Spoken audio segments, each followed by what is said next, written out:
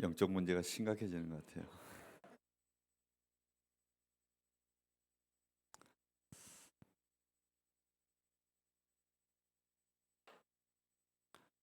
오늘 이 강 말씀은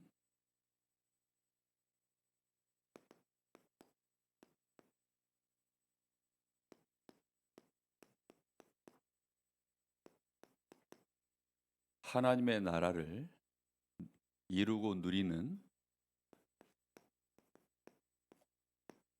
우리의 7가지 여정에 대한 말씀입니다.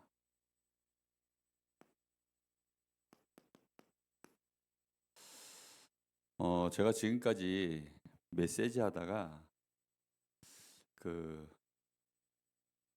이렇게 하는 게 흔하지 않은 날이 하는데, 어제 메시지 하다가 중간에 빨리 끝내라고 이래서 어제 해야 될 얘기를, 정말 중요한 얘기들을 좀 했어야 되는데 많이 못했던 것 같아요. 어제 우리 계속 1강에 했었던 얘기 기억나나요?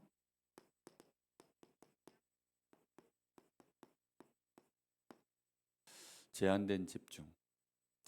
여러분, 지금 시대가 하나님의 말씀 안에서는 세 시대가 있어요. 우리 대한민국만 해도 뭐 고조선, 뭐 고려, 또 뭐 고구려, 뭐 조선 시대, 이런 시대가 있죠. 지금은 무슨 시대예요? 맞아요. 대한민국 시대예요. 그렇죠? 근데 성경에는 딱 3시대만 나와 있어요. 그리스도가 오시기 전인 무슨 시대? 구약 시대. 또 그리스도가 오셔서 내가 그리스도야라고 증명하시고 가신 분이 계시죠. 누구예요? 예수님이 활동하던 시대. 그때를 신약 시대. 이제 예수님이 복음을 다 완성해 버렸어요. 더 이상 복음은 미제품이 아니에요. 미완성이 아니라 완벽하게 완성해 놓고 이제 예수님이 승천하시고 다시 오실 때까지 그 사이를 무슨 시대라고 해요? 말세 시대라고 합니다. 우리는 어느 시대에 살고 있나요? 말세 시대를 살고 있어요. 이 말세 시대에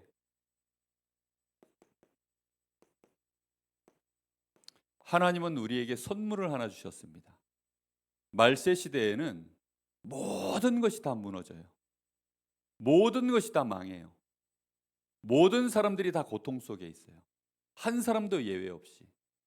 그래서 하나님이 이 말세 시대를 완벽하게 승리할 수 있도록 우리에게 선물을 하나, 완성된 걸 하나 주셨어요. 그게 뭐죠? 뭘 주셨어요?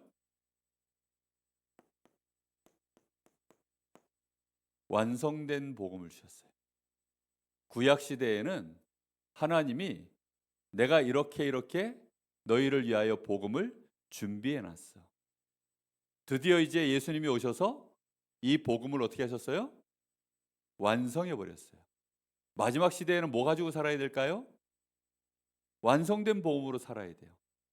그래서 구약 시대에는 복음이 완성되지 않아서 우리가 이 복음을 누리려고 하면 절차가 복잡해요. 내가 죄를 지으면 내가 하나님께 나아가야 되는데 죄가 있으면 하나님께 나갈 수가 없어요. 우리 사람은 반드시 누구께 집중할 수 있어야 돼요? 하나님께 집중해야 돼요. 그러나 더 중요한 것은 내가 하나님께 집중했는데 하나님의 나를 안 쳐다봐줘. 그럼 어떻게 돼요? 그럼 그거 돼야 안 돼요? 그거 혼자만 하는 거예요. 혼자만. 아니, 내가 막 오늘 우리 기도한 하연이 오늘따라 왜 이렇게 이뻐 보여? 예. 근데 내가 하연이가 이쁘다 해서 막 마음을 주는데 하연이가 이러면 어떻게 돼요? 그러면 이제 문제가 와요. 그렇죠? 아무 소용이 없는 거예요. 하나님이 우리를 기뻐하시고 우리가 하나님께 집중하는 이상으로 하나님이 우리에게 계속해서 힘을 주고 하나님의 형상을 회복시켜 나갈 수 있도록 그렇게 하려고 그러면 반드시 몇 가지 조건을 해결해내야 돼요. 그 첫 번째가 뭐예요? 깨끗해야 돼요. 뭐에 대하여? 죄가 없어야 돼요. 죄. 하나님과 나 사이에 죄가 한 올이라도 있으면 안 돼요. 하나님은 전능하신 분이라 우리가 깨끗하지 않으면 싫어하셔요. 그래서 우리를 의인으로 만드셔야 돼요. 그 방법이 뭐냐면 구약 시대에는 그래서 그리스도의 언약을 붙잡고 예수 이름을 부르는 것이 아니라 뭘 해야 돼요? 짐승을 들고 나가야 돼요. 그것도 하나님께 막바로 가는 것이 아니라 짐승 들고 어디까지 가야 돼? 저 성전까지 가야 돼요. 거기 가서 누구 만나야 돼요? 제사장 만나야 돼요. 제사장 만나서 뭐 해야 돼요? 내 죄가 이러쿵 저러쿵 저러쿵 하니 나의 죄를 위하여 이렇게 해 주십시오. 혹시 지금 제사장님 시간 되십니까? 이런 절차가 복잡해요. 근데 제사장이 하필이면 급설이 왔어요. 급동이 왔어요. 급동. 야 잠깐만 기다려. 그러고서 화장실 갔다 오고 뭐 이러면, 아니면 제사장이 휴가를 맡아가지고 아니 어디 가버렸네? 그럼 어떻게 돼요? 그럴 리는 없지만 이런 일들이 너무 구약 시대에는 죄 한 번 용서받으려고 그러면 이게 아주 복잡해요. 죄 용서받는 것 자체도, 내가 하나님께 나아가는 자체도 사실 쉬워요, 어려워요? 아니 내가 내 죄를 사람한테 가서, 예를 들어 내가 누구를 죽였어. 죽인 게 하필이면 제사장 아들이야.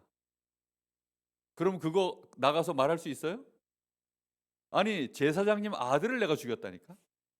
근데 그 제사장한테 가가지고 짐승 들고 가서 내가 제사장님 아들을 죽였습니다. 그러니 내 죄를 용서해 주십시오. 이러면 그 제사장은 또 어떻게 할까요? 이게 얘기가 보통 복잡한 게 아니에요. 복음은 하나님이 우리에게 주신 게 맞는데, 짐승 잡고 피제사 드리면 우리 죄 용서 받는 게 맞는데, 그 과정은 쉬워요, 어려워요? 생각보다 간단치가 않아요. 그리고 영적으로 사단은 우리를 끊임없이 지금도 공격하고 있는데 그건 아예 알지도 못해요. 우리는 사는 동안에 지옥 배경에서 끊임없이 공격을 받는데 우리는 거의 몰라요. 우리가 영적 존재인지 하나님을 향하여 집중해야 되는지, 이 과정이 구약 시대는 쉽지가 않아. 그래서 하나님의 성령의 이 축복을, 하나님이 함께 하시는 축복을 누린 사람들은 구약 시대에 많지를 않았어요. 그래서 이거는 하나님이 모든 사람에게 주신 것이 아니라 정했어요. 누굴 정했어요? 아브라함 가문을 통해서 일단 모델을 세우고 그 가문에 복음을 위한 준비를 시킨 게 구약 시대예요. 우리가 구약 시대 태어났으면 그럼 우리는 복음 알기가 쉬워요, 어려워요? 쉽지 않아요. 요즘은 컴퓨터가 다 보급형으로 손 안에 다 들어와 있죠. 여러분 손 안에 들려있는 핸드폰이 다 컴퓨터입니다. 근데 목사님 중고등학교 때만 해도 컴퓨터가요, 요즘 나오는 성능의 컴퓨터 하나를 하려면 이만한 건물 하나가 컴퓨터여야 돼요. 컴퓨터 한 대 살라 그러면 돈이 얼마나 들까요? 아니 이만한 집 하나 짓기도 어려운데 여기 이거 이만한 집 하나가 컴퓨터 한 대예요. 그러니 얼마나 어려워요. 그게 구약 시대야, 구약 시대. 그런데 그걸 간단하게 손 안에 우리에게 컴퓨터를 집어넣어 준 거예요. 키워드는 뭐예요? 누가 완성했어요? 예수님이 그리스도가 되셔서 완성하셨어요. 그래서 주 예수요, 그냥 예수 말고 주 예수요, 나의 구주 예수요. 그 말은 무슨 말이에요? 나의 죄를 해결해 주시는 예수님. 주 예수요. 그 말은 뭐예요? 사단의 권세를 박살내신 예수님. 주 예수여 할 때 하나님의 자녀가 될 수 있도록 나에게 길을 열어주신 예수님. 그래서 이 말세 시대에 이제 뭐만 부르면 되도록 하나님 만들어놨어요? 예수 이름. 너희가 지금까지는 내 이름으로 구하지 아니하였으나 이제는 구해라. 그리하면 내가 너희를 위하여 시행하리니. 예수님이 무엇을 시행할까요? 우리 죄 끝나는 거예요. 아멘. 우리의 죄가 단판에 영원히 예수 이름 부르면 끝나요. 감동이 안 오죠? 예수 이름 부르면 끝납니다. 이 친구들 전부 저 구약 시대로 보내놔 버려야 되는데, 그래야 아이고 이게 내가 죄 용서 하나 받는 게 이게 복잡한, 얼마나 어려운지 알겠어요. 아니면 천주교로 보내버려야 돼요. 천주교는 지금도 구약 시대를 살고 있어. 얘네들이 지금 어느 시대인지 몰라. 구약 시대에 살고 있어요. 그래서 여전히 신부님들한테 가가지고 내 죄가 이러쿵저러쿵. 그러니까 신부님도 머리가 복잡해. 그래서 신부님들 중에 알코올 중독자가 많대요. 왜냐하면 자기는 아무 힘도 없는데 자꾸 와가지고 자기한테 막 너무 엄청난 죄 지은 얘기를 하니까 신부님이 그걸 또 누구한테 가서 말해야 되는데 말하면 큰일 나거든. 어디 가서 임금님께는 당나귀기 이걸 말해야 되는데 말을 못 해가지고, 그래가지고 그걸 술로 풀고 이래요. 예수 이름 부르면 끝납니다. 간단해요. 너무나 쉬운 시스템이에요. 우리 어머니 연세가 38년생이니까 이제 87세쯤 되셨나? 우리 어머니 연세가 그래요. 근데 예전에 나보고 그러시는 거예요. 아이고 컴퓨터가 나왔는데 나같이 나이 많은 사람은 컴퓨터 저거 있어봐야 그림의 떡이다 이러더라고. 근데 내가 뭐라 그랬냐면 어머니 걱정하지 마세요. 앞으로 컴퓨터 더 발전하면 그냥 손가락 버튼만 한번 누르면 딱 끝나는 시대에 옵니다. 지금 그래요 안 그래요? 지금 그런 시대예요. 예수 이름만 부르면 하나님은 그래서 우리에게 주신 이 복음은 최첨단이야. 생각으로 주 예수요. 끝. 예수님을 향하여 주여 라고 부르면 그냥 끝이에요. 이거보다 더 첨단 있어요? 이거보다 더 최첨단이 없어요. 말세를 살아가야 되는데 스마트폰도 아직 못 따라와. 그 어떤 지금 인간의 과학도 못 따라와요. 우리의 죄 문제, 사단 권세, 저 지옥의 배경, 하나님이 지금 나와 함께 하시는 이 어마어마한 성령의 내주 인도 역사, 이 모든 축복이 단판에 이루어지는 비밀, 예수 이름. 아멘. 예수여 라고, 주 예수여 라고 부르면 그냥 끝나는 거예요. 그래서 우리 렘넌트들이 요한복음 1장 12절 주 예수여 라고 처음 고백할 때 영접하는 자 곧 그 이름을 믿는 자들에게 하나님의 자녀가 되는 신분과 권세를 우리에게 주시는 겁니다. 그래서 여러분이 예수 이름 부를 때 그때가 최고 집중의 시작이에요.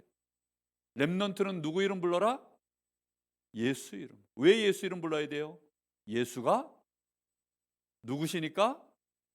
그리스도이시니 그분이 나의 주인이셔서 나는 감사합니다. 요즘 목사님이 이 찬양에 꽂혔어요.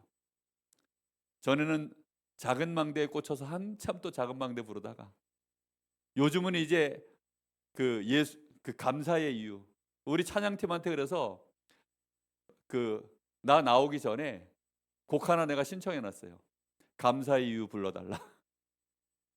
첫 소절에 목사님은 마음이 다 빼앗겼어요. 예수는 그리스도이시니 그분이 나의 주인이시니 그래서 내가 감사합니다. 감사하는 이유가 뭐예요? 예수가 그리스도여서 감사하고, 그런데 그분이 누구의 주인이에요? 그분이 나의 주인이어서 감사합니다. 인도네시아 지지난주에 선교 갔다 왔는데 인도네시아에서 숙소에 아침에 딱 눈을 딱 뜨면 감사의 이유를 목사님 찬양을 유튜브에서 찾아가지고 딱 틀어놓습니다. 그러면 그 첫 소절에 막 가슴이 먹먹해지는 거예요. 왜 먹먹해지냐면 예수님이 나의 주인이셔서. 어쩌면 예수님이 나의 주인이 되셨습니까? 아니 내 인생의 주인이 알고 봤더니 수없이 많은 것들이 내 주인이 되려고 나를 노략질해 나가려고 나를 빼앗으려고 그러고 있는데 어째서 어떻게 예수님이 나의 주인이 되셨나요? 이 사실이 너무너무 감사한 거예요. 어느 날 여러분도 알게 될 거예요. 예수님이 주인 된 게 그렇게 좋은 건가? 엄청 좋은 거예요. 그래서 예수 이름 부르면 나는 하나님 자녀 돼. 예수님이 나의 주인 되는 순간 나는 하나님의 자녀가 돼요. 이게 얼마나 큰 축복인지 여러분이 거기에 정말 감사가 나오고 감격이 되어지고 평생에 감사하고 감격할 만한 예수 이름만 불러도 그런 일이 벌어질 만한 이유가 나와질 만큼 매일매일 집중해 보기를 예수님의 이름으로 축복합니다. 반드시 여러분들은 이 시간을 가져야 돼요.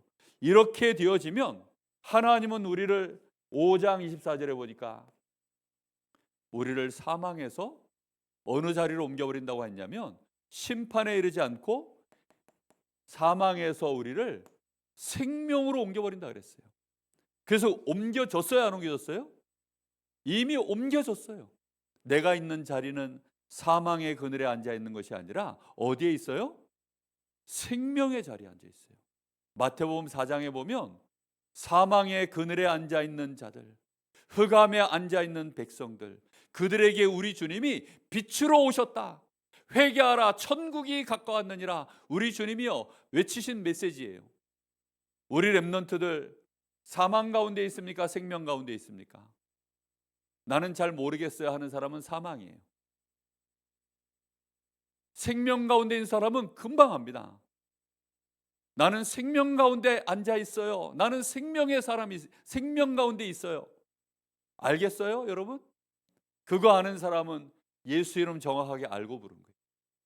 목사님은 지금도 어디 있냐? 생명 가운데. 어젯밤에 뭘 많이 먹고 잤더니 아침에 일어났더니 얼굴이 부시시해요. 비계는 잘못 비어가지고 비계가 이렇게 접힌 상태에서 옆으로 누웠나 봐. 그러면 어떻게 돼요, 얼굴에? 여기에 이렇게 이제 농사 지어도 되도록 골이 나요. 그 아침에 씨를 몇 개 뿌릴까 하다가 아이고 이거 큰일 났네. 이거 어떻게 펴지 하고서 싸다기를 이렇게 치면 여기 열이 나가지고 볶게 이렇게 부어요. 부으면서 이거 펴집니다. 그럼 이제 빨간 건 사라지고 이렇게 딱 펴져요. 아침에 막 싸다기도 때리고 보니까 눈도 약간 부었어. 그런데도 나는 아침에 감사 이유 찬양을 또 틀었습니다.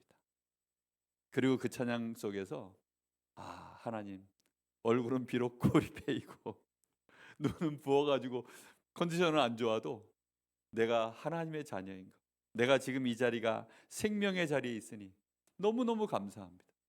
그게 제한된 집중이에요. 아침에 일어나가지고 아이고 큰일 났네, 얼굴이 왜 이래, 눈은 왜 이래, 그러면 어디로 빠진 거예요? 또 엉뚱한 곳으로 빠진 거예요.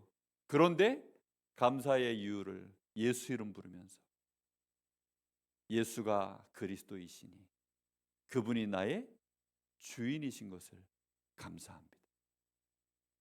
사나 죽으나 내가 평생을 걸어가는데 나의 삶의 끝에는 뭐가 기다리고 있어요? 하늘나라가. 내가 사나 죽으나 이 전도자의 여정을 걸어갔더니 나의 삶의 끝에는 뭐가 있어요? 하늘 상급이. 2절에는 그렇게 되어 있어요.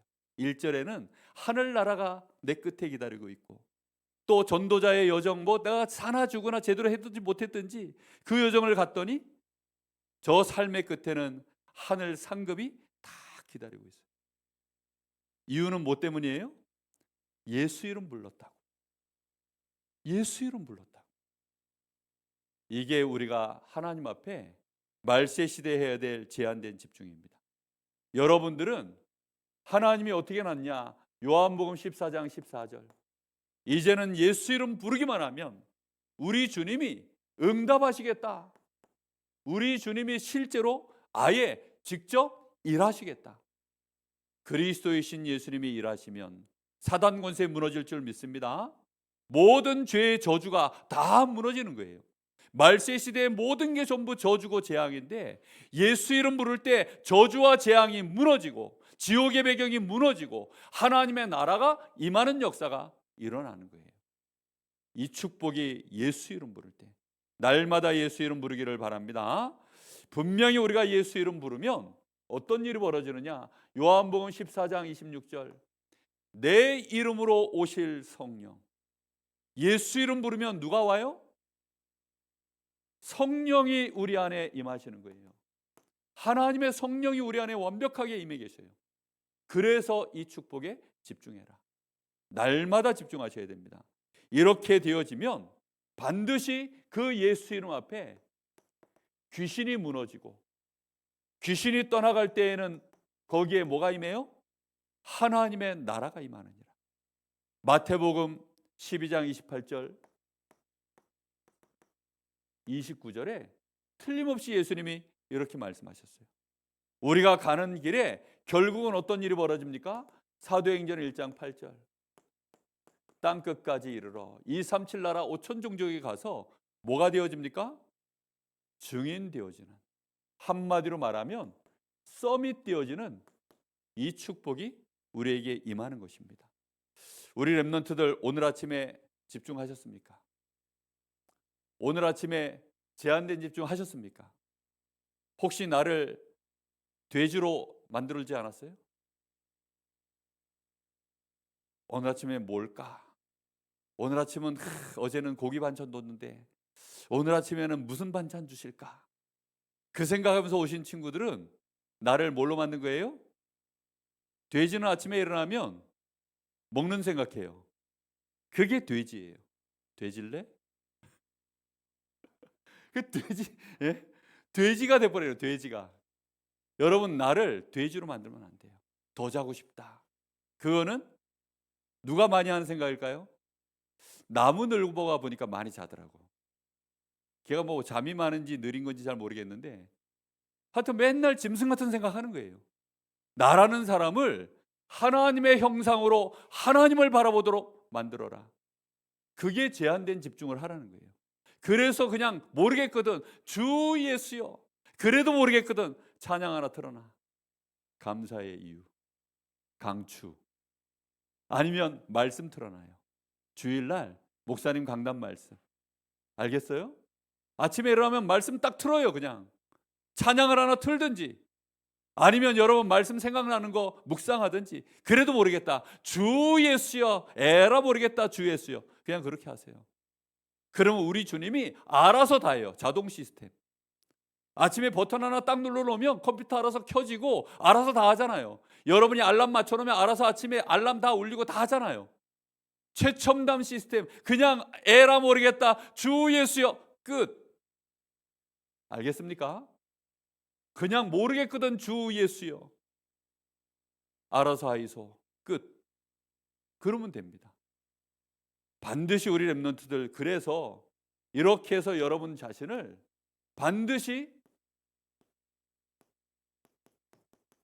영적 서밋으로, 나를 바꾸는 시간, 우리 렘넌트들이 영적 서밋 되어져서 저 237 나라와 5천 종족을 향하여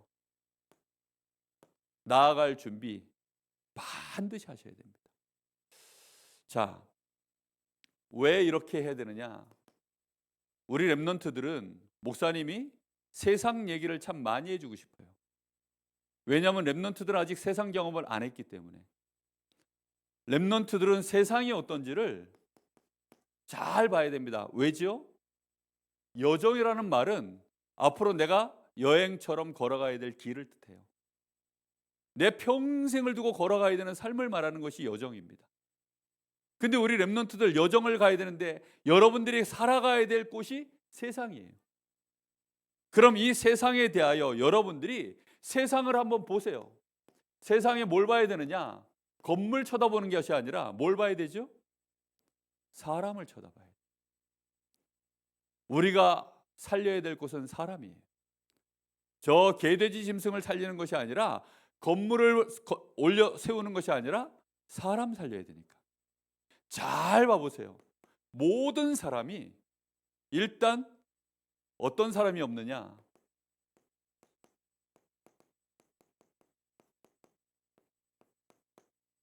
행복한 사람이 없어요. 이 지구에 하나님 모르는 사람 중에 행복한 사람이 있다는 것은 위험한 일입니다. 하나님 떠난 사람은 과학적으로, 영적으로, 논리적으로, 결과적으로 안 행복해요. 행복해질 수가 없어요. 그러니까 우리 렘넌트들이 이걸 지금은 몰라요. 왜냐하면 지금은 그냥 맛있는 거 하나만 줘도 행복해요. 왜냐? 그게 행복인 줄 아니까. 행복이 뭔지를 몰라서 그냥 그런 게 행복인 줄 알아요. 사람들은 행복이 뭔지를 모르니까 욕심을 버리면 행복해질까? 아니면 이걸 내가 얻으면 행복해질까? 내가 저 사람을 만나서 함께하면 행복해질까? 내가 저 사람과 헤어지면 행복해질까? 전부 그런 생각을 해요. 행복하지 않다는 증거예요. 행복에는 조건이 하나밖에 없어요. 누구와 함께 하면 돼요? 누구와 함께 하면 돼요? 맞아요? 지금은 그냥 아무 생각 없이 하나님과 함께 하면 행복해지겠지라고 생각합니다. 제한된 집중을 안 해보면 하나님과 함께해도 행복하지 않아요. 하나님과 함께 하는데도 행복하지 않아요. 왜냐? 하나님께 집중을 안 했으니까. 정말 우리 랩런트들 알아야 됩니다. 예수 믿는 사람들 중에도 그래서 행복하지 않은 사람들 많습니다. 목사님들 중에도 행복하지 않은 사람들이 많아요. 맞아요? 어떻게 생각해요? 어떤 랩런트가 설마 이런 눈빛이었어요.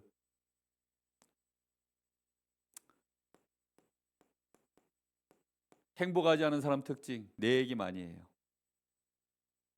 행복하지 않은 사람 특징, 육신 얘기 많이 해요. 행복하지 않은 사람 특징, 자기 자랑 엄청 해요.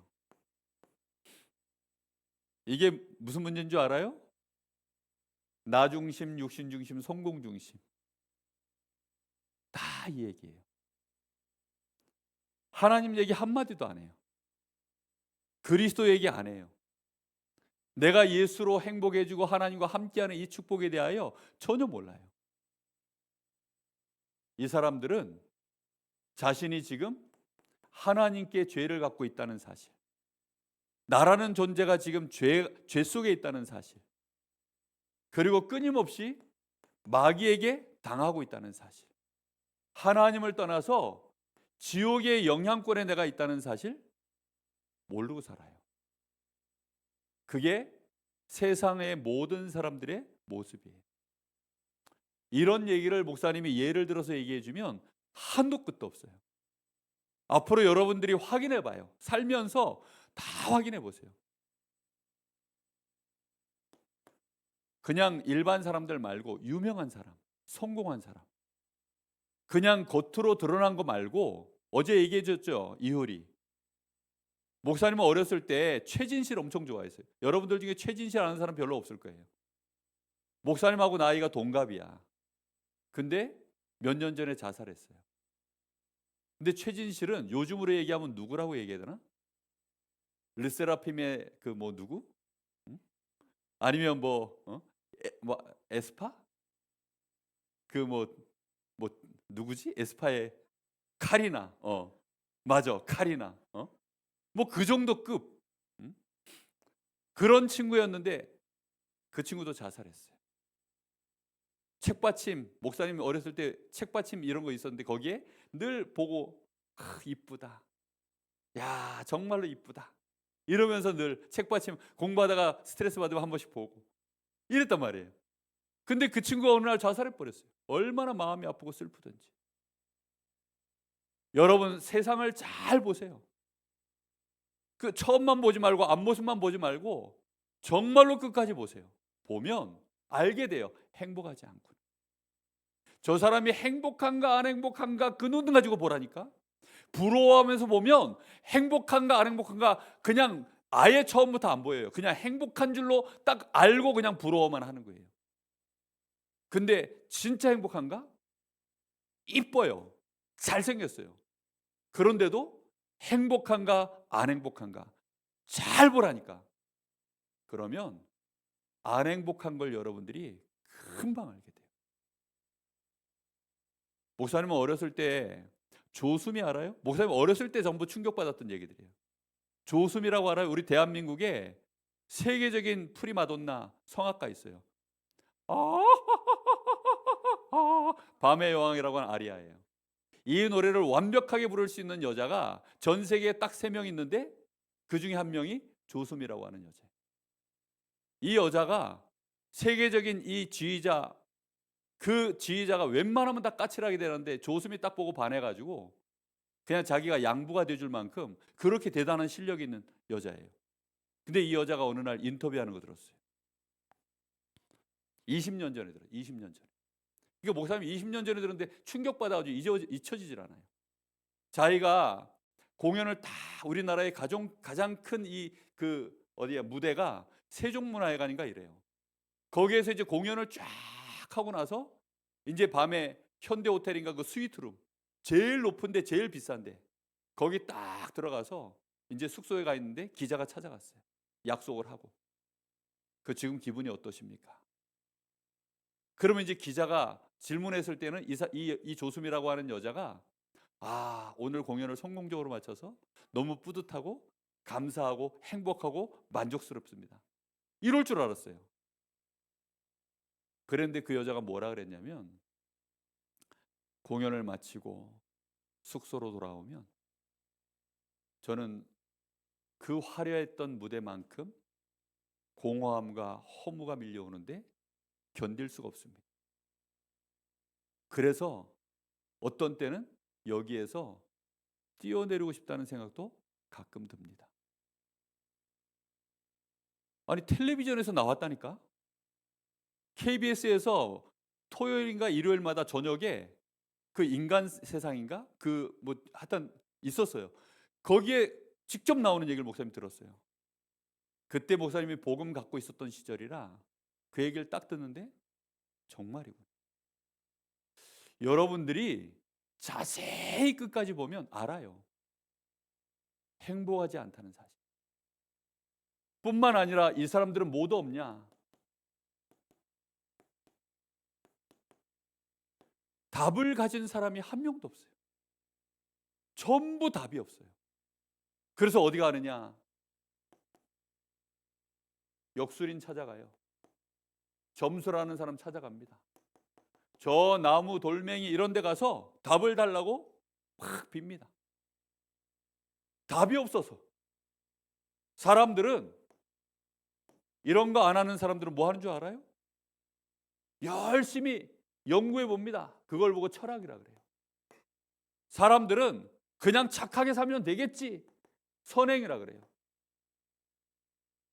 내 삶을 이렇게 저렇게 앞에 나간 멋있는 사람들, 훌륭한 분들 얘기를 한번 따라가 볼까? 그걸 종교라고 합니다. 윤리, 교리 이런 것들을 막 열심히 따라가 봐요. 소크라테스가 뭐라 그랬어요? 소크라테스가 한 유명한 말 있죠. 너 자신을 알라. 자기 자신을 몰라. 답이 없어요. 인간은 어제 첫 메시지 했죠. 처음부터 내가 누군지를 알아야 된다고. 인간은 어떤 존재입니까? 진화됐어요? 만들어졌어요? 누가 만들었어요? 어떻게 만들었어요? 뭘로 만들었어요? 사람으로 만들었어요. 그렇죠? 사람으로 만들었다는 말은 누구의 형상? 하나님의 형상. 그래서 누구한테 집중해야 돼요? 하나님께 집중해야 돼요. 지금 목사님이 몇 마디 쭉 질문하고 여러분 답했죠. 그걸 여러분들이 혼자로 한 문장으로 여러분들이 지금 말하고 답할 수 있을 만큼 머릿속에 줄줄줄 외우고 있어야 돼요. 이거 반드시 줄줄줄 외우고 있어야 돼요. 그래, 나는 하나님의 형상이야. 하나님께 집중해서 내가 하나님이 주시는 그 힘과 능력을 날마다 내 걸로 누릴 때 나는 행복해지는 거야. 나는 거기에서 모든 답을 얻는 거야. 아멘. 반드시 이렇게 가야 돼요. 이걸 모르니까 사람들은 최선을 다해보면 되는 줄 알아요. 그래, 무조건 열심히 하는 거야. 막 뛰는 거야. 왜 뛰는지도 몰라. 뛰다 보면 뭐가 와요? 결국은 또 한계가 와요. 아니, 에너지가 뭐 다 제한되어 있는데 한계가 오면 거기에서부터 이제 무너지는데 타락합니다. 거기서부터 무너지는데 범죄합니다. 거기서부터 무너지는데 살인합니다. 나를 죽이는 게 자살이고 다른 사람 죽이는 게 살인이에요. 이제 그 정도가 아니라 아예 다 같이 죽자, 그게 전쟁이에요. 그러는 사이에 세상은 막 엄청난 재난이 밀려오고 재앙이 밀려오고. 사람들이 답이 있어요, 없어요? 없어요. 수학 문제 답은 알아.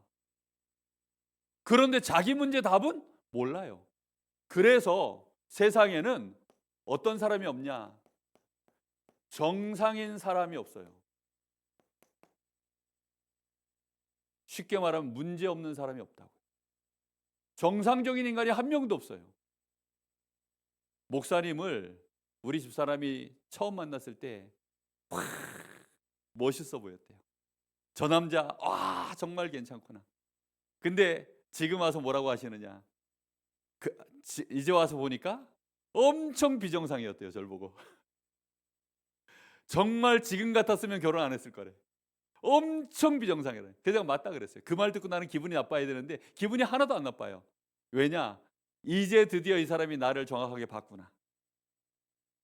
내가 비정상인 걸 저 사람이 알아야 내가 비정상이어도 이 사람이 날 보고 신경질을 안 내지. 나를 보고 더 이상 실명하고 상처받고 괴로워하고 이런 걸 안 할 거 아니야. 그래요, 안 그래요? 아니, 내 자녀를 어느 날 키워보니까 비정상이야. 소정원이 어저께 멋있게 감동 많이 받았는데, 예? 어저께 남자 주인공 했던 애 있죠? 그 친구 뭐 하는데 감동 많이 받았어요. 근데 정상이야, 비정상이야? 비정상이라니까. 저 대답한 맥미연이 정상이에요, 비정상이에요? 비정상이에요. 여기 있는 사람들 에브리바디 비정상이에요. 앞에 서 있는 목사님 비정상이에요. 그 증인이 누구냐? 우리 아들이 알고, 저희 집사람이 알고, 저 맹달자 목사가 알고, 다 알아요. 네. 저랑 친한 사람은 다 알아. 그걸 미리 여러분들이 알고 가야 돼요. 아멘. 왜 아멘에 갑자기 우울함이 들어있어요? 비정상이에요, 비정상. 정상인 인간이 한 놈도 없다니까. 전부 다 행복하지 않아요. 목사님도 아무리 맛있는 거 먹어도 결국은 그 맛있는 거 딱 끝나고 나잖아요. 그럼 저녁 때 우울해져요. 점심 때 맛있는 거 먹고 나면 저녁 때 우울해져. 왠 줄 알아요? 점심 때 맛있는 거 먹었는데 집에 가서 먹으려니까 김에, 김치에, 흰밥, 쌀밥에 그거 먹고 앉았으려니까 낮에 더 먹고 올 걸. 이러니까 이제 또 불행해지는 거예요. 사람은요, 진짜 우리 랩런트들 꿈 깨야 돼요. 목사님 너무 잔인한 것 같아요. 잔인한 게 아니라 여러분 조금 있으면 이제 알게 돼요. 반드시 세상의 모든 사람이 이렇다 아셔야 됩니다. 유광수 목사님 정상일까요, 비정상일까요? 나는 대답 안 할래. 후환이 두려워. 그쵸? 예. 여러분 자신은 어때요? 정상인 것 같아요, 비정상인 것 같아요? 자기 자신이 확실히 알겠죠. 옆 사람은 잘 모르겠어도. 그죠? 내가 나를 보니까 정상이 아니야. 반드시 알아야 됩니다. 그래서 우리 랩런트들은 무조건 뭐 해야 된다고요? 제한된 집중을 하란 말은 사람다운 집중을 하라는 뜻이에요. 다 하는데 이것만 안 하니까 반드시 사람다운 집중을 해야 됩니다. 사람다운 집중을 왜 해야 되느냐? 하나님이 우리 사람을 하나님의 형상으로 만드셨어요. 그래서 우리의 생명이 누구에게 있습니까? 하나님께 있어요. 우리의 생명이. 창세기 2장 7절에 보니까 하나님이 우리 코에 생기를 불어넣어서 우리가 살아있는 영이 되었다. 우리의 영의 생명이 누굽니까? 우리의 영혼이 하나님께 생명이 있어요. 하나님께 모든 능력과 모든 비밀이 다 있어요. 그래서 우리의 영혼 가운데 특히 하나님이 우리 사람을 창조하시고 에덴 동산에 우리 사람을 거기서 살아가도록 우리의 삶 속에 하나님이 이렇게 축복해 놓으셨어요. 그래서 우리의 생명과 영혼과 우리의 삶 가운데 하나님의 축복이 임하도록 살려내라. 여기에다가 하나님의 에너지를 공급시켜라. 하나님의 지혜와 능력을 여기다 공급시켜라. 알겠습니까? 그래야 사람이요 정상이 돼요. 알겠죠? 물고기 한 마리가 바싹 말랐어요. 그래가지고 그냥 바싹 말랐어요. 근데 혹시나 하고 어떤 사람이 그 물고기를 주워가지고 물에다가 이렇게 넣어준 거예요. 그랬더니 한 1분, 2분, 5분, 10분 지났는데 갑자기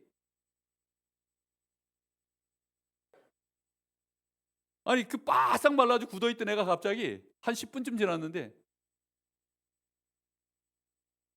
어떻게 됐어요? 살아났어요. 물고기는 어디 들어가 있어야 살아요? 우리 사람은 하나님께 집중하면 살아나요. 그걸 하라는 거예요. 그걸 반드시 성삼위 하나님, 그냥 성삼위 하나님께 집중하면 돼요. 그래서 주 예수여라고 부르면 됩니다. 아멘. 매일매일 주 예수여, 예수가 그리스도이시니 그분이 나의 주인이십니다. 그 의미가 뭡니까? 내가 하나님 만날 수 있도록 나의 신분을 의인으로 만드시고, 내가 하나님과 함께 할 수 있도록 나를 하나님의 자녀로 만드시고, 내가 저 하나님의 나라의 그 축복 다 누릴 수 있도록, 내가 하나님의 자녀가 될 수 있는 하나님의 백성이 될 수 있도록 그 길을 여신 그리스도, 그리스도이신 예수님, 예수님이 나의 주인이십니다. 고백만 해도 됩니다. 여러분들이 이 축복을 누리면 거기로부터 이제 하나님의 보좌의 능력이 나에게 임하는 걸 어느 날 알게 되어져요. 그러면 내 문제를 이기기 시작해요. 내 문제에 대한 답도 나오고, 나에게 행복도 시작되어지고, 나의 삶 가운데 정말로 정상적인 일들이 이제 막 벌어지기 시작해요. 그래서 보이게 됩니다. 아, 과거, 현재, 미래가 결국은 하나님의 능력 있는 자에 의해서 지금까지 왔구나. 나도 이런 사람 돼야 되겠다.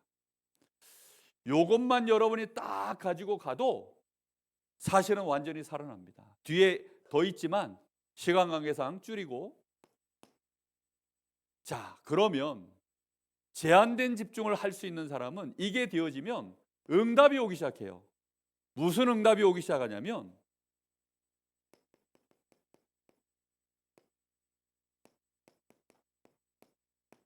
선택적 집중을 할 수 있는 사람으로 바뀌기 시작합니다. 전에는 선택 장애가 와요. 사실은 여러분이 선택 장애가 오는 이유가 뭔지 아세요? 정답이 없기 때문이에요. 아니, 뭘 먹을까? 뭘 먹는 게 정답이에요? 뭘 먹어야 될지 몰라. 그냥 그래서 목사님 나이쯤 되면 그냥 아무거나 주세요. 목사님 뭐 드시고 싶으세요? 아니, 그냥 사주고 싶은 거 그냥 사주세요. 그러고 말아요. 어디서 주무실래요? 그냥 빈대만 안 나오면 돼요. 아니, 어젯밤에 잘 주무셨으면 그러길래, 아니, 그냥 수돗물로 양치질만 할 수 있어도 감사해요.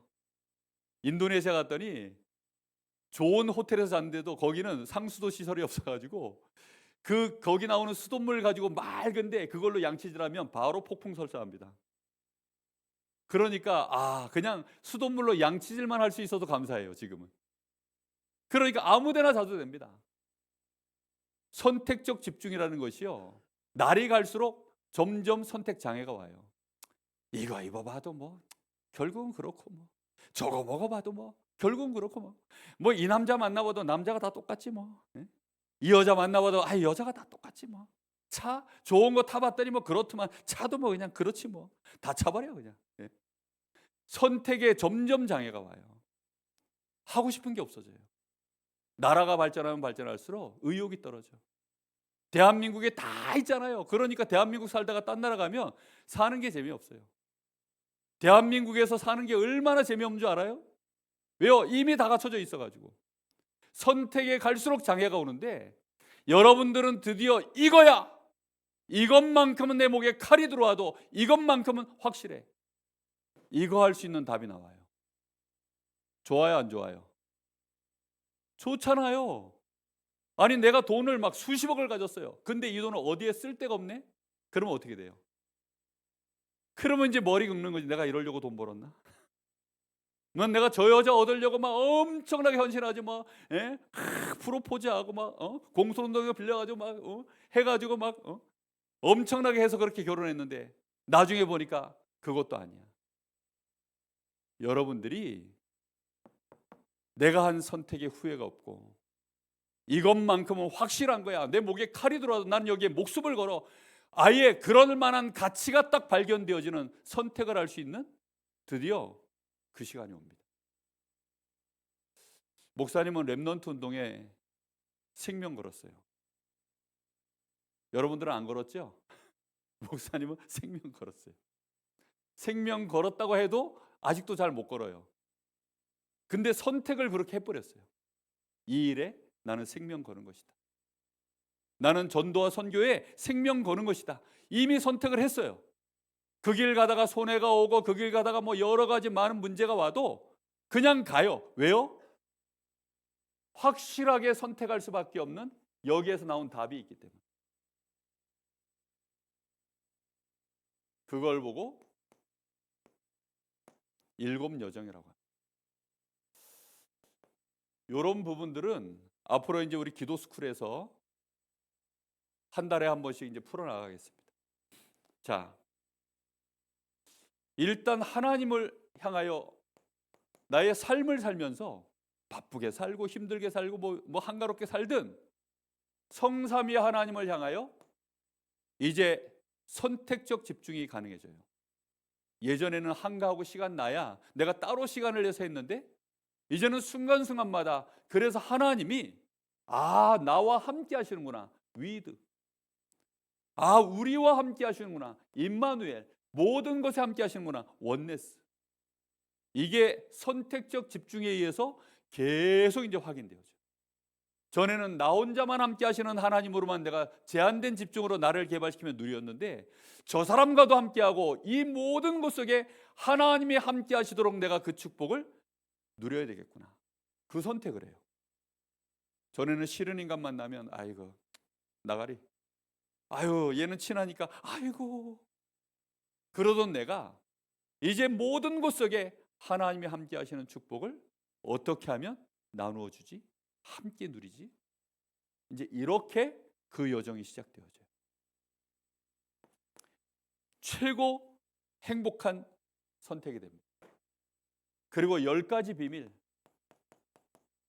이 10가지 비밀, 이게 10개예요. 뒤에 또 10가지 발판이 있어요. 이게 또 10가지야. 10개야. 요 뒤에 5가지 확신이 있고,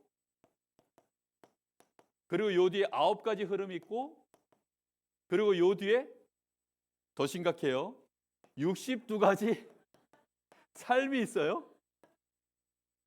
그러니 이걸 지금 어떻게 다 설명해?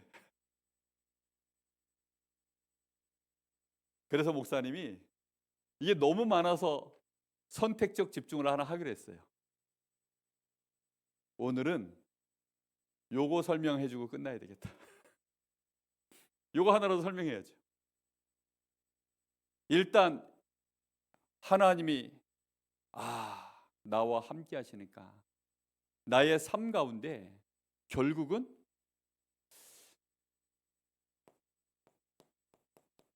내가 혼자 살 수 있겠구나. 그리고 혼자 서야 되는 거. 그리고 혼자 서도 되는구나. 일단 여러분의 삶 가운데 제한된 집중이 되어지면 요 선택이 가능해져요.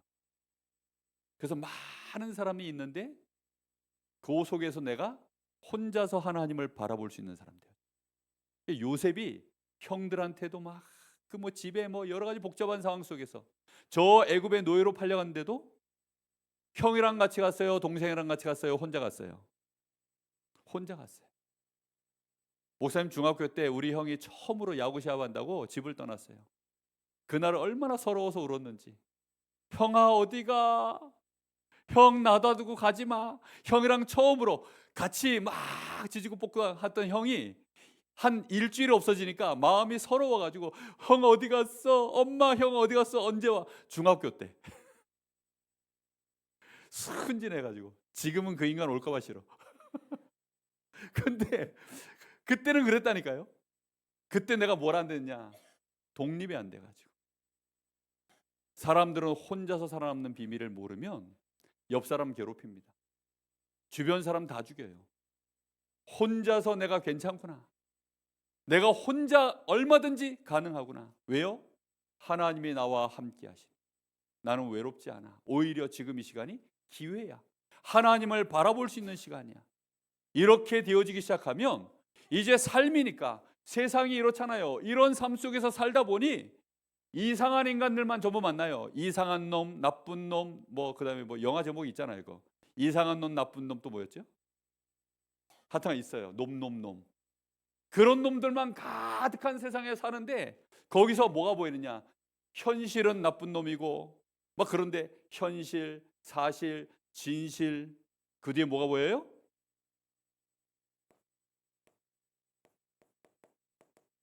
영적 사실이 보여요.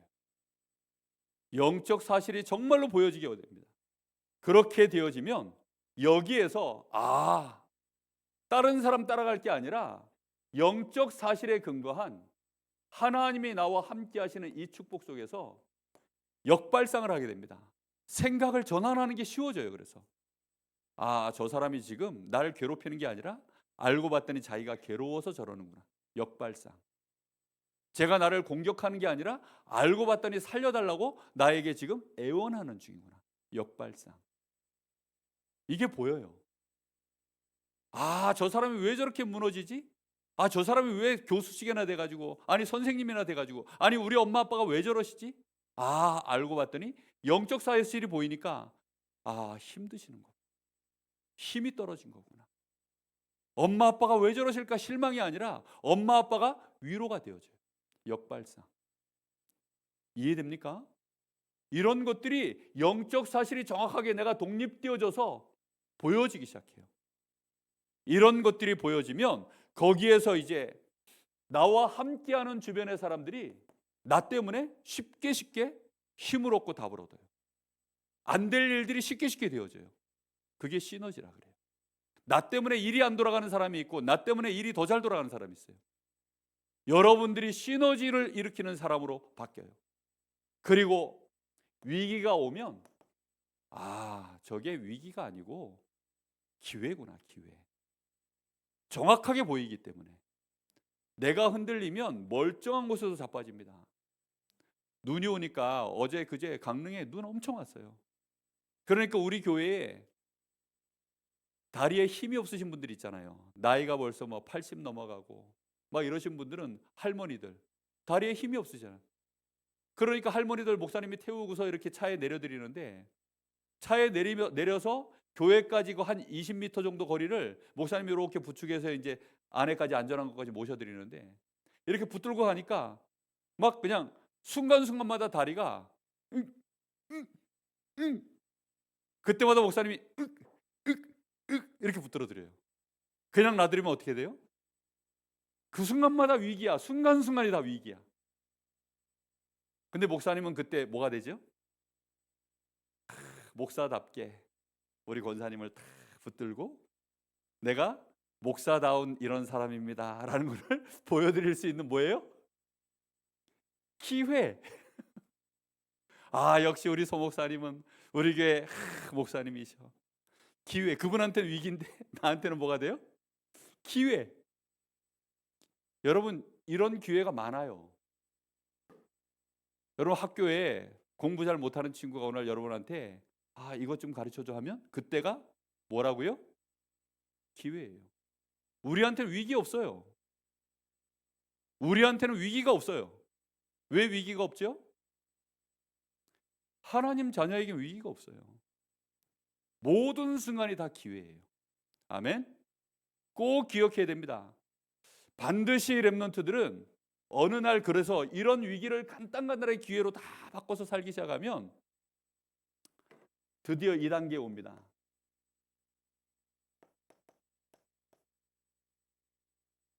무경쟁.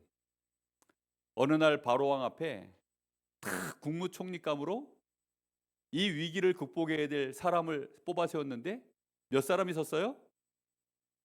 다 탈락했어요. 거기에 실력 있는 사람, 박사들, 술객들 엄청나게 많은데 아무도 대답을 못해. 그때 이제 저 감옥 안에 있는 누가 올라옵니까? 요셉이 올라온 거예요. 단독 후보로 나왔네. 경쟁자가 있어요, 없어요? 없어요. 저 골리앗이 나와가지고 야 하나님 믿는 인간들이 있으면 다 나와. 아무도 못 나갔어요. 누가 나갔어요? 다윗. 경쟁자가 없네. 아니 걔네들이 볼 때는 위기야. 그러니까 저기 나가면 죽어.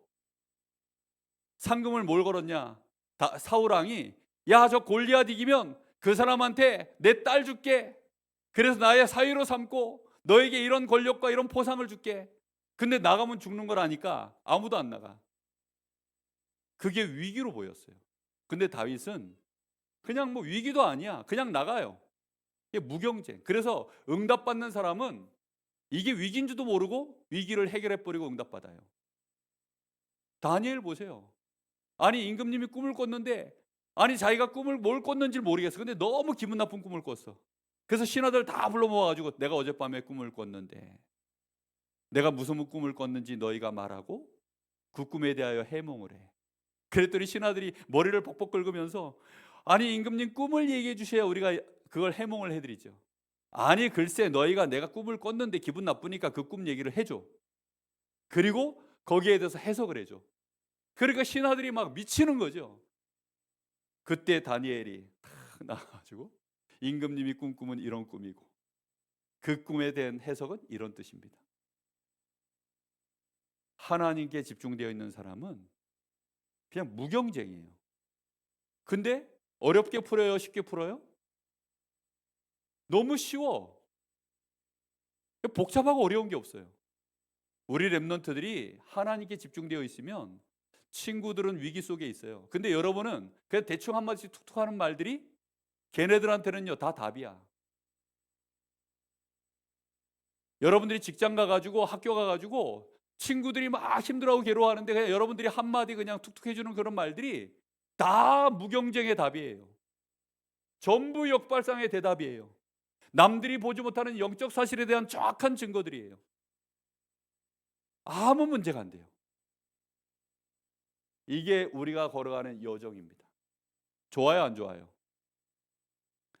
이게 너무 신나는 거예요. 그래서 목사님이 그래서 첫인상은 싸가지인데 시간 지나면 목사님 좋아하는 사람들이 많아요.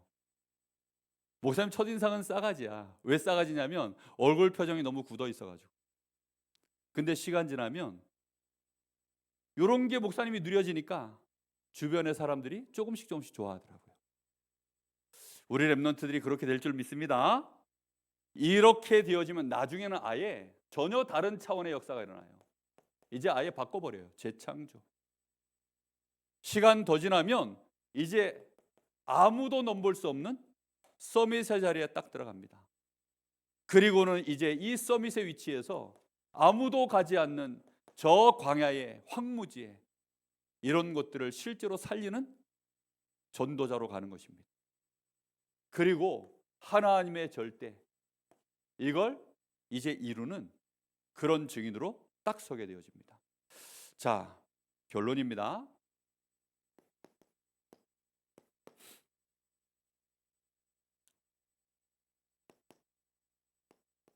집중하는데 그럼 목사님 집중이 뭐지요? 집중의 기준입니다. 집중은 이건 목사님 한 얘기가 아니라 유 목사님이 직접 하신 얘기예요. 4가지가 일치된 상태, 그게 집중이에요. 몇 가지요? 4가지가 하나가 딱 된 순간, 그게 집중입니다. 나의 영혼, 마음, 생각, 나의 몸, 이게 집중이에요. 요 4가지가 일치되어 있을 때 이걸 집중이라고 합니다. 자, 그런데 요 4가지가 일치시킬 수 있는 키가 하나 있어요. 그게 뭔지 아세요? 우리의 뇌입니다. 우리의 뇌를 통해서 이 4가지 전부를 집중시켜내는 거예요. 그럼 우리의 뇌는 가장 예민하게 우리의 뇌가 반응을 하는 것은 언제 제일 쉽게 정확하게 내가 인식해낼 수 있냐면 영혼을 인식할 수 있을까요? 우리 뇌가? 내 뇌가 지금 내 영적 상태가 안 좋아서 뇌가 스트레스 받고 있다. 알아요? 몰라요? 몰라요. 그렇죠? 자, 내 생각, 내 마음 쉽게 우리의 뇌에서 인식해내요? 잘 몰라요. 막 머리에서 뭐 공부해야 되는데 잡동사니 막 생각 돌아가는데 몰라요. 언제 알 수 있느냐? 내 몸이 아프면 금방 알아요. 몸 아픈 건 금방 알지요. 자, 옆 사람 졸고 있는 친구한테 한번 살짝 이렇게 꼬집어 줘 보세요. 그럼 알아요, 몰라요? 옆 사람한테 생각으로 일어나. 알아요, 몰라요? 절대 몰라요. 내가 영적으로 막 기도해가지고 막 예수 이름으로 이 아이를 잡고 있는 이 귀신아, 지금 졸리게 만드는 이 악한 영아, 예수 이름으로 떠나가라. 애가 깨어나요, 안 깨어나요? 안 깨어나요. 뒤통수 한 대 빵 쳐주면 뭔 일이야 하고 바로 일어납니다. 무슨 얘기인지 알겠어요? 여러분이 집중할 수 있도록 일치시키는 들어가는 가장 좋은 방법은 뭘 쓰는 거냐? 몸을 쓰는 겁니다. 몸을 올바르게 쓰면 돼요. 그래서 피아노도 정말 실력 있게 치는 사람들은 피아노 칠 때 집중이 되어져요. 잘 못 치는 사람들 집중이 안 돼요. 근데 자기 몸처럼 피아노를 다루고 거기에 내 마음과 내 감정과 나의 모든 인생관을 한 곡에 담아서 쫙 칠 때에는 엄청난 집중감이 발휘되어지고 그게 옆 사람한테 전달까지 돼요. 그런 사람을 보고 대가라 그러죠. 대가. 아름답다 그럽니다. 목사님이 춤추면 여러분들은 다 웃을 거예요. 근데 춤 잘 추는 사람이 와가지고 뭔가 뜻을 담아서 춤을 딱 추면 와 하게 될 겁니다. 그게 일치된 상태에서 벌어지는 일이에요. 반드시 그래서 일치시킬 때는 뭘 써야 된다고요? 제일 쉬운 방법은 몸을 쓰는 겁니다. 하나님이 우리 사람에게 몸을 쓰면서 일치시킬 수 있도록 그래서 처음부터 어떻게 하셨냐면 우리 사람에게는 집중의 방법을 주셨어요. 이걸 일치시키는 것이 집중이라면 집중할 수 있는 방법이 있어야 되겠죠. 그죠? 나만의 집중할 수 있는 방법을 반드시 가지고 있어야 이 네 가지를 집중시킬 수 있는 거예요. 그래서 이 집중의 방법을 찾아내라 그랬어요. 기도 스쿨 때 여러분들한테 그래서 호흡 얘기도 몇 번 했는데 하다가 중간에 목사님 포기해 버렸어요. 왜냐? 이 친구들이 안 해. 그래도 또 얘기해 줍니다. 호흡을 깊이 제대로 하면 집중이 돼요. 우리 몸 안에는 호흡 근육이라는 게 있어요. 그래서 그 호흡 근육을 여러분들이 사용할 수 있을 만큼 호흡을 하기 시작하면 무조건 집중이 되어집니다. 노래 하나 하는 것도 호흡 근육을 잘 쓸 줄 알면 노래가 제대로 되어져요. 그래서 호흡 근육을 자유자재로 내가 편안하게 이걸 가지고 노래 가사에 집중을 할 수 있고 그 다음에 멜로디에 집중할 수 있고 전체 호흡을 내가 같이 보면서 집중해서 노래하면 그 사람은 아주 실력 있는 가수예요. 그렇게 여러분들이 이걸 호흡을 쓸 수 있을 만큼 연구해야 됩니다. 여기 있는 사람들 중에 숨 안 쉬는 사람 빼고는 다 올바른 호흡으로 깊이 들어가야 돼요. 그리고 여러분의 기도, 다시 말하면 생각, 특히 이 말씀, 여기에 여러분들은 묵상하는 시간들을 매일 가져야 돼요. 그래서 이 시간들을 반드시 매일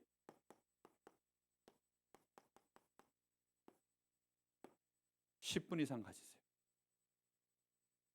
꼭 가져야 됩니다. 그걸 안 하면 여러분 자신을 불행하게 만들어요. 그리고 답 없는 사람 되게 만들어요. 오늘 아침에 기도 수첩 봤는데 여정을 갈 때에는 그 기도 수첩이 아무 상관이 없어져요. 하나님께 내가 기도했는데 선택적인 집중을 할 때에는 그 기도한 게 아무 의미가 없어져요. 집중하셔야 됩니다.